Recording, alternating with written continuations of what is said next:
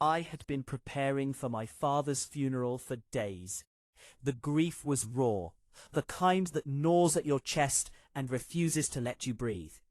On the morning of the service, I woke to my husband acting off. He wasn't the usual supportive partner.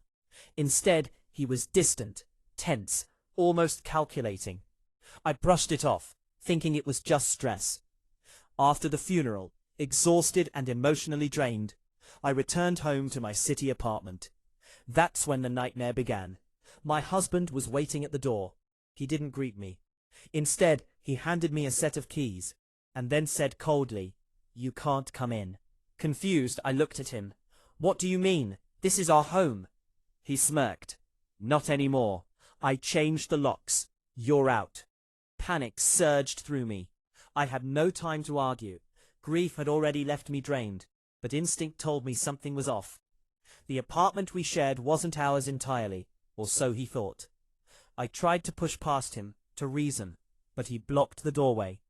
That's when I noticed the gleaming building name across the street, the Sterling Heights Tower. And suddenly, a chilling thought hit me. This wasn't my husband's domain. It was my father's.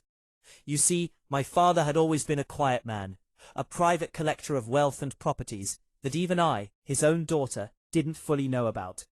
He had investments scattered around the city, from stocks to art to real estate worth millions. My father never flaunted his fortune. To him, modesty was a virtue, secrets were his shield. I remembered something he had casually mentioned last year, almost in passing. A penthouse in a luxury tower, bought under a trust name. I had assumed it was just another investment. Never did I imagine it would be a $30 million penthouse, overlooking the skyline, filled with priceless art and treasures from around the world. To him, it was just another apartment, a place he thought belonged to the two of us. But in reality, it was mine, inherited from my father. And with that realization came an empowering clarity. He couldn't just lock me out. Legally, morally, or ethically, this was my property. But I didn't confront him immediately. I decided to play along, to see how far he would push before reality came crashing down.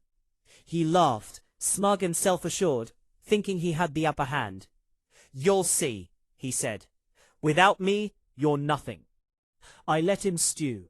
Then I contacted my father's estate lawyer, someone who knew all of my father's secrets. The same lawyer who handled his hidden accounts and investments. Within an hour, I had the official documents proving the property was legally mine, inherited from my late father. When I returned to the building that evening, I walked past my husband, who was waiting at the door again, brimming with arrogance. I smiled softly and handed him the papers. "Read this," I said calmly. His face turned pale. He stammered, unable to comprehend what he was seeing. That $30 million condo, the one he thought he could claim, the one he had tried to use to control me, was mine. All mine. I watched him shrink before my eyes, realizing the magnitude of his mistake. The power he thought he had was gone. And I finally felt a sense of justice, a sense of relief, and a sense of freedom. That night, as I walked through the grand halls of the penthouse, overlooking the city lights, I felt my father's presence. I felt proud, not because of the money, not because of the art, not because of the luxury, but because he had unknowingly left me a legacy of independence, strength, and truth. And my husband? Well, he never underestimated me again.